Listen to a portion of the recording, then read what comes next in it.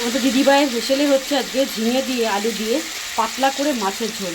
দেখো জিরে ফোড়ন দিয়ে সবজিগুলো সাঁতরে নিয়েছি, তার আগে মাছগুলো ভেজে নিয়েছি। ফোড়নে দিয়েছিলাম পেঁয়াজ, টমেটো আর কাঁচা লঙ্কা দিয়ে ভালো করে সবজিগুলো নাড়াচ্ছি। ঠিক আছে, এই দেখো শিলনোড়াতে বেটে নিয়েছি জিরে, কাঁচা লঙ্কা, এখানে আছে লবণ, হলুদ, আর মাছগুলো তো আল করে ভেজে নিয়েছি।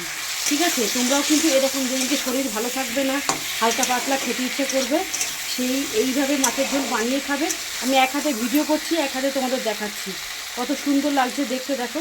আর এখানে বাটিতে বসিয়ে দিয়েছি গরম জল, এই ঝোলের মধ্যে দেবো।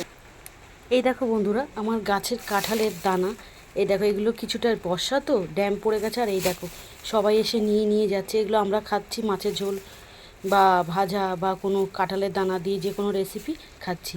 আজকে প্রায় 30খানা কাঁঠাল পাড়ানো হয়েছে, সব পাড়ার লোকেরা নিয়ে গেছে। আর এইটা রেখে দিয়েছি, আবার মধ্যমগ্রাম কালীবাড়িতে দিয়ে পাঠাবো।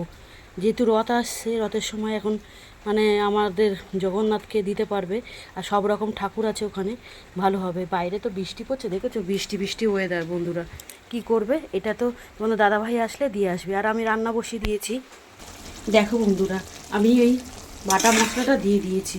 ঠিক আছে, এইভাবে সব সময় হালকা মশলা দিয়ে রান্না করে খেলে শরীর স্বাস্থ্য একদম ঠিক থাকবে। আর রান্নায় কিন্তু সবসময় তোমরা গরম জল ব্যবহার করবে বন্ধুরা। ঠিক আছে, তোমরা প্রত্যেকটা মানুষ আমার রান্নার রেসিপি ভালোবাসো, দেখো।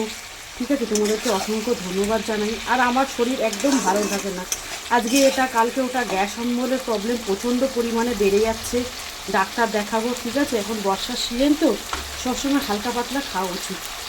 ঠিক আছে, এই দেখো মশলাটা একটু হালকা নাড়িয়ে চাড়িয়ে নেবো, তারপরে এর মধ্যে জল দিয়ে দেবো।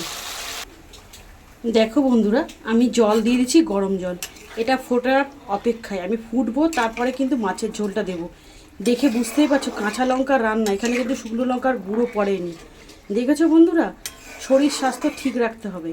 আর তোমাদের আমি বলি একটা কথা, আমরা এখানে কাজের সূত্রে থাকি, যখন যেমন তখন তেমন আমি রেসিপি দেখানোর চেষ্টা করি ঘরোয়া পদ্ধতিতে।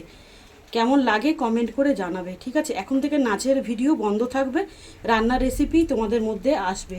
ঠিক আছে, তোমরা যারা ফেসবুক থেকে দেখছো লাইক কমেন্ট করে পাশে থেকো। ঠিক আছে, তোমাদের সাপোর্ট না পেলে আমি এগোতে পারবো না। যারা ইউটিউব থেকে দেখছো, শ্রাবণীদির রান্নাঘর চ্যানেলটিকে সাবস্ক্রাইব করো নতুন নতুন ভিডিও আনতে, তাহলে আমি উৎসাহিত হব। এই দেখো তোমাদের সাথে কথা বলতে বলতে আমি মাছগুলো দিয়ে দিলাম। এইভাবে যে কোনো মাছের ঝোল করবে, টাটকা মাছের ঝোল সবজি দিয়ে ভীষণ ভালো লাগে। ডাক্তার আমাকে ভীষণ ভালো মানে মানে বেশি করে সবজি খেতে বলেছে, এই জন্য আমি সবসময় এই সবজি দিয়েই মাছের ঝোল তোমাদের দেখাই। ঠিক আছে, এই দেখো বেসিংয়ে এতগুলো বাসন পড়ে রয়েছে, বাসনগুলো মাজবো। ঠিক আছে, ভাত বসাবো, ভাতের হাঁড়িতে রেডি করে রেখেছি জল, ভাত বসাবো। এগুলো কাজ করতে করতে তোমাদের সাথে একটু গল্পও করছি, রেসিপি শেয়ার করছি। এখন তাহলে এই মাছের ঝোলটা হয়ে নিক, তোমরা এইভাবে করে খেয়ে আমাকে জানাবে কেমন লাগলো তোমাদের। রাখছি তাহলে ভিডিওটা, দেখা হবে নেক্সট রেসিপি নিয়ে। সবাই ভালো থাকবে, সুস্থ থাকবে, সবার জন্য রইলো অন্তর থেকে অনেক ভালোবাসা। ঠিক আছে, একটু মুখে দিয়ে দেখে নেবো নুন টুন ঠিক আছে নাকি। আর আমি একটু রান্নায় মিষ্টি দিই বন্ধুরা, কালারটাও ভালো হয় আর টেস্টটাও ব্যালেন্স করে। চেরা কাঁচা লঙ্কা রান্না। Love you all.